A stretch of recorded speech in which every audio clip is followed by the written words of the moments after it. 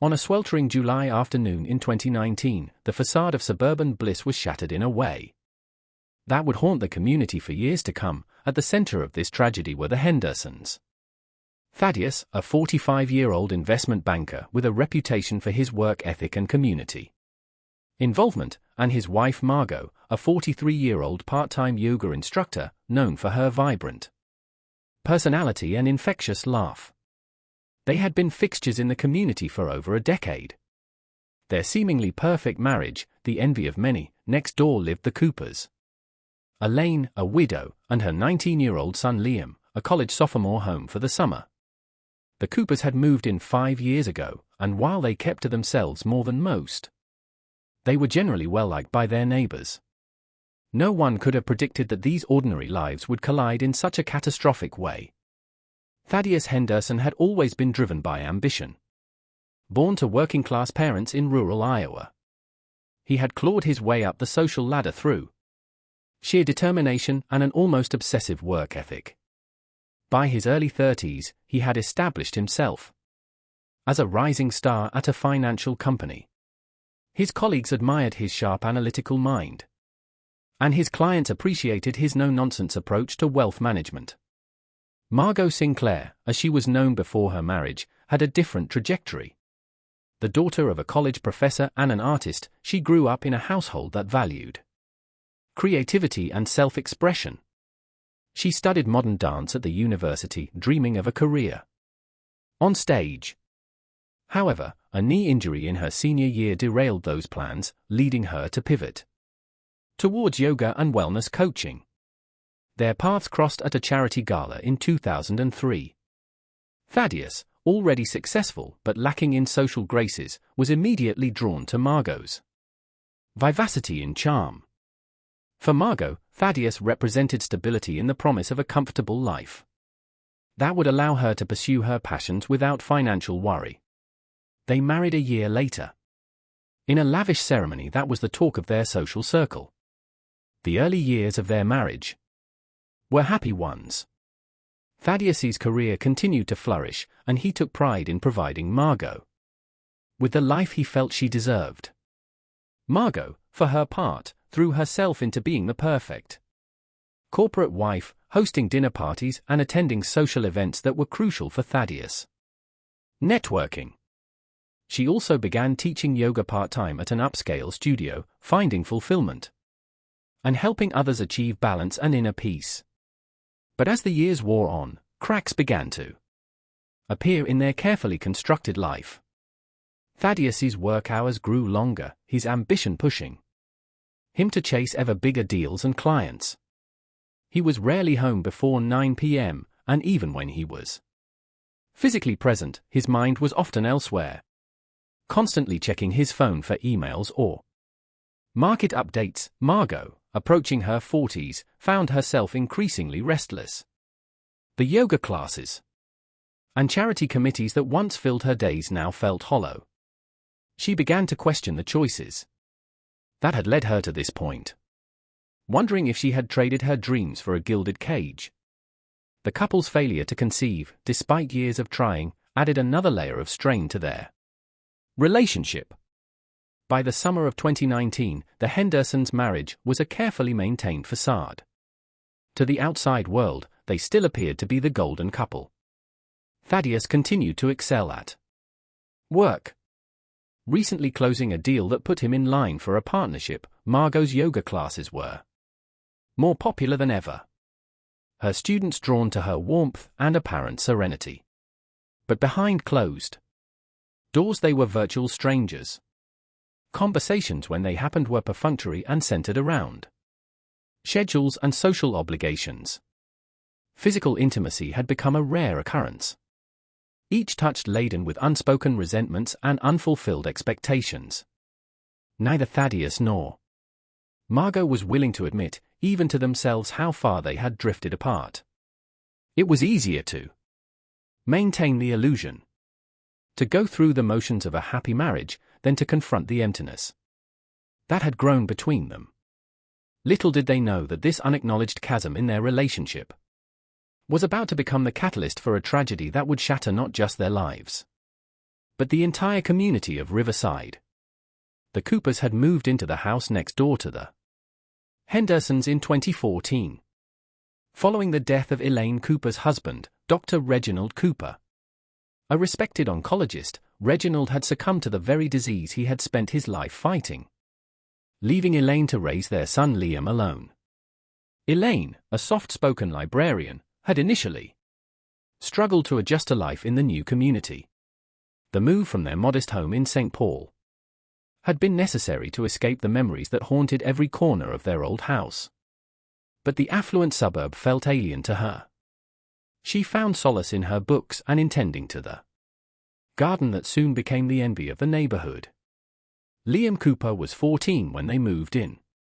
A lanky, introverted teenager more comfortable with computers than with people. The transition to a new school had been difficult, and he often found himself the target of bullies who mocked his second-hand clothes and quiet demeanor. It was during this time that Thaddeus Henderson had taken Liam under his wing, offering him a job mowing lawns and doing odd jobs around the neighborhood. Over the next 5 years, Liam had blossomed. The awkward teen grew into a handsome young man, his natural intelligence finally finding an outlet in his computer science studies at the university. Despite his growing confidence, Liam remained devoted to his mother. He worried about her isolation and loneliness, and made a point of coming home most weekends, even when his friends were planning parties or road trips. It was on one of these weekend visits in early June that he first encountered Margot Henderson in a new light.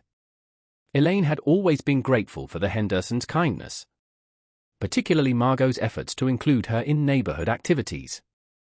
She often spoke of Margot's generosity, unaware of the complex emotions brewing beneath the surface of her son's polite nods.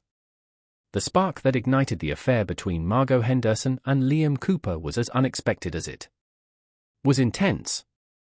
It happened on a balmy evening in early June.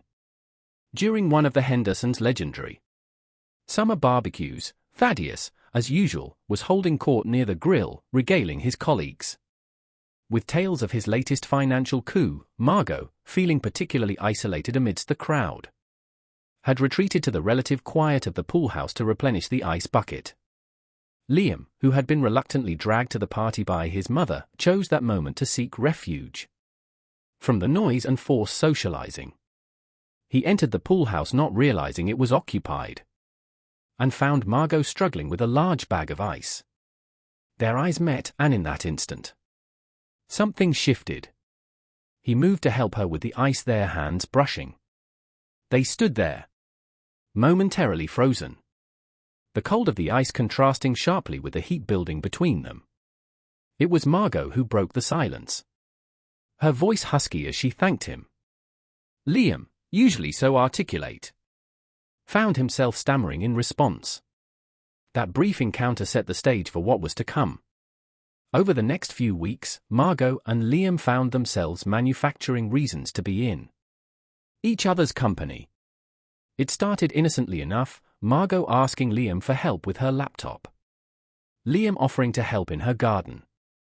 Each interaction was charged with an undercurrent of attraction that they both tried to ignore. Their first kiss happened almost a month after the barbecue.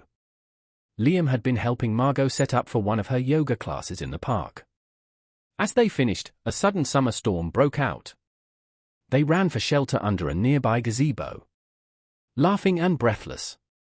As the rain poured down around them, Margot looked at Liam and felt a surge of desire she hadn't experienced in years before she could think better of it. She leaned in and kissed him.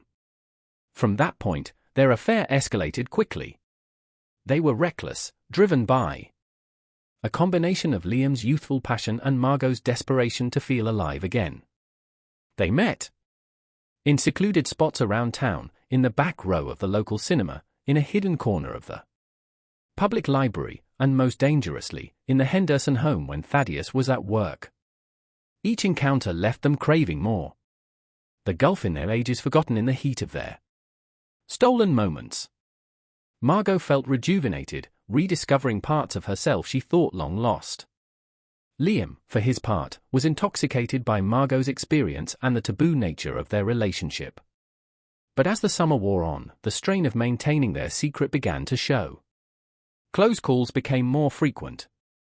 A neighbor almost catching them in an embrace. He suspicious. Glance from Elaine when Margot's name came up too often in conversation. The guilt too started to weigh on them both. Liam struggled with the knowledge that he was betraying Thaddeus, a man who had been nothing but kind to him. Margot found herself lying more and more to her husband. Each deception another crack in the foundation of her marriage. Yet despite the risks in the guilt, neither seemed able to end the affair. They were caught in a whirlwind of passion and need, blind to the devastating consequences that loomed on the horizon. July 15, 2019. Dawned hot and humid, the air heavy with the promise of an approaching storm. It was a Monday, and Riverside stirred to life as its residents prepared for another week of work and routine. For Thaddeus Henderson, it began like any other day. He rose early, donned one of his impeccably tailored suits, and left for the office before Margot had even stirred from sleep. Margot woke later, her mind already racing with plans for the day ahead. Thaddeus had informed her the night before that he would be working late. A crucial client dinner that could seal his partnership deal. For Margot, this meant an opportunity. She sent a text to Liam, her heart racing as she suggested he come over in the afternoon. Liam, who had been agonizing over the affair for days, saw the message as a chance to end things face to face. He replied with a simple, "Okay," resolving to break it off before the situation spiraled further out of control. The day passed slowly for both of them. Margot went through the motions of her morning yoga class, her usual serenity replaced by a nervous energy that her students couldn't help but notice. Liam, at his summer job, found it hard to focus on the lines of code on his screen, his mind constantly drifting to thoughts of Margot and the conversation to come. At 2:30 p.m., Liam made his way next door, glancing furtively around to ensure none of the neighbors were watching. Margot ushered him in quickly, her face flushed with a mixture of excitement and anxiety. It was Liam who broke the silence, starting to say that they needed to talk. But Margot, misreading his intention and driven by a desperate need to feel desired, cut him off with a passionate kiss. Despite his reservations, Liam found himself responding, his resolve weakening in the face of Margot's intensity. What happened next was a blur of discarded clothes, entangled limbs. As they made their way to the master bedroom, all thoughts of ending the affair were temporarily forgotten as they lost themselves in each other. Meanwhile, across town, Thaddeus Henderson sat in his office frowning at his computer screen. The numbers for the client presentation weren't adding up, and he knew he'd have to redo a significant portion of his work. Frustration mounting, he made a snap decision. He would go home, regroup and return to the office later to finish up before the dinner. A 3:45 p.m. Thaddeus' car pulled into the driveway. He noticed Liam Cooper's beat-up Honda parked a little way down the street, but thought nothing of it. Probably helping Elaine with some errand. He mused as he unlocked the front door. The house was quiet as Thaddeus entered, but something felt off. A half-empty glass of wine sat on the coffee table, unusual for Margot at this hour. Then he heard it. A muffled sound coming from upstairs. Frowning, he climbed the stairs, the noise growing louder as he approached the master bedroom. What Thaddeus saw when he opened the door would be forever seared into his memory. His wife, the woman he had loved for 15 years, was in their bed with Liam Cooper, the 19-year-old guy he had mentored and trusted. Then with a roar of rage and pain, Thaddeus lunged forward. His hands, so used to manipulating numbers and shaking on business deals, now curled into fists as he grabbed Liam, yanking him off the bed. Margot screamed, scrambling to cover herself and separate the two men, but her efforts were in vain. Thaddeus' first punch caught Liam squarely in the jaw, sending the younger man stumbling backward. For Liam, driven by adrenaline and fear fought back, the two men grappled, crashing into the dresser, sending framed photos and trinkets scattering across the floor. In the chaos, no one noticed the heavy crystal bookend that fell from the dresser's top. No one saw it until Thaddeus, in a fit of blind rage, grabbed it and brought it down on Liam's head with a sickening thud. The sound seemed to echo in the sudden silence that followed. Liam crumpled to the floor, blood pooling rapidly around his motionless form. Margot screamed pierced the air as the full horror of what had just transpired hit them all. In that moment, as storm clouds gathered outside and sirens wailed in the distance, the lives of everyone involved changed irrevocably. The idyllic facade of Riverside had been shattered, and nothing would ever be the same again. The piercing wail of police sirens shattered the usual tranquility of the community. Neighbors peered out from behind curtains, curiosity mingling with apprehension, as squad cars and an ambulance screeched to a halt in front of the Henderson residence. The first officers on the scene were met with a tableau of horror that would haunt them for years to come. Inside, they found a shell-shocked Thaddeus Henderson, his hands covered in blood, sitting on the edge of the bed with his head in his hands. Margot barely clothed and hysterical. The room bore all the hallmarks of a violent struggle: overturned furniture, shattered glass, and smears of blood on the hardwood floor.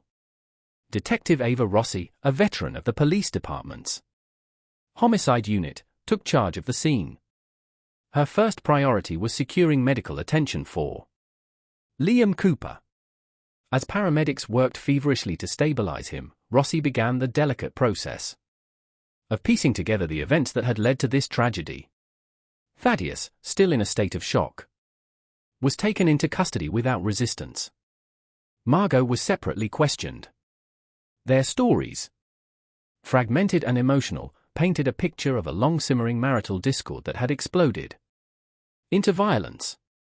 As word spread through the neighborhood, a crowd began to gather at the police cordon. Among them was Elaine Cooper, who collapsed in grief when informed of her son's critical condition. She was quickly whisked away to the hospital, where Liam was fighting for his life.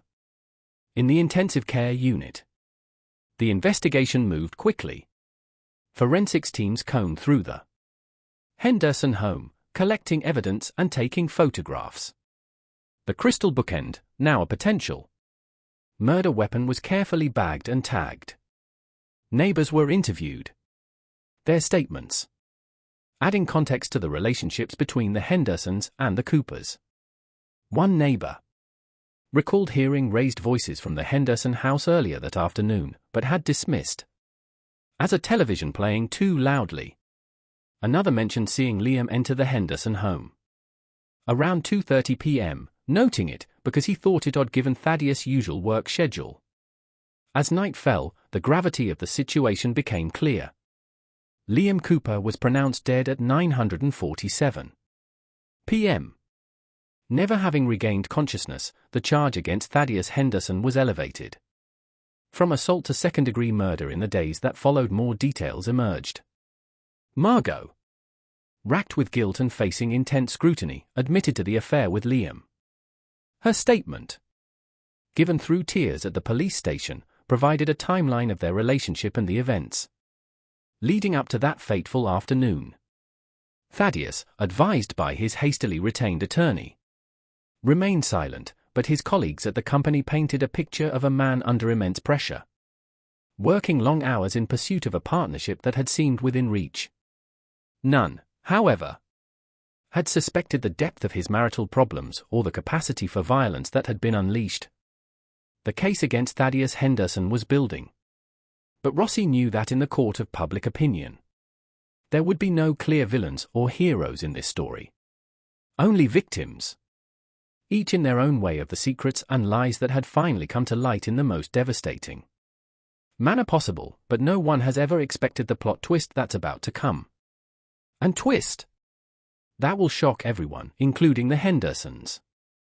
The Henderson trial began on a crisp autumn Morning, 6 months after the events that had shaken Riverside to its core. The county courthouse, a stately building of red brick and white columns, was surrounded by reporters and curious onlookers. Inside, the tension was palpable as the judge called the court to order. Prosecuting attorney Veronica Talbot, known for her sharp mind and even sharper tongue, laid out the state's case. In her opening statement, she painted a vivid picture of Thaddeus Henderson as a man consumed by rage and jealousy who had brutally murdered a young man in the prime of his life. Talbot's words were measured but impactful, her gaze sweeping across the jury as she promised to prove Henderson's guilt beyond any reasonable doubt. Defense attorney countered with a narrative of his own. He portrayed Thaddeus as a devoted husband and pillar of the community, pushed to the brink by a betrayal of the deepest kind. Sterling suggested that the death was a tragic accident, the result of a confrontation that had spiraled out of control. As the trial progressed, a parade of witnesses took the stand. Forensic experts testified about blood spatter patterns and the force required to cause Liam's fatal injury. Neighbors recounted the events of that day, and character witnesses spoke to the personalities and reputations of both Thaddeus and Liam. But it was Margot Henderson's testimony that captivated the courtroom. Over 2 grueling days on the stand, she laid bare the disintegration of her marriage and the evolution of her relationship with Liam. Her voice trembled as she described the moment Thaddeus had walked in on them and the horror of watching the confrontation unfold. Under cross-examination, Sterling tried to paint her as an unfaithful wife whose actions had driven her husband to temporary insanity, but Margot held firm, accepting her part in the tragedy while insisting that nothing justified Liam's death. Elaine Cooper's testimony was brief but powerful. Still grief-stricken, she spoke of her son's kindness and his dreams for the future, all cut short in an act of violence. Her quiet dignity in the face of unimaginable loss moved many in the courtroom to tears. As the trial neared its end, all eyes turned to Thaddeus Henderson. Against his lawyer's advice, he chose to take the stand.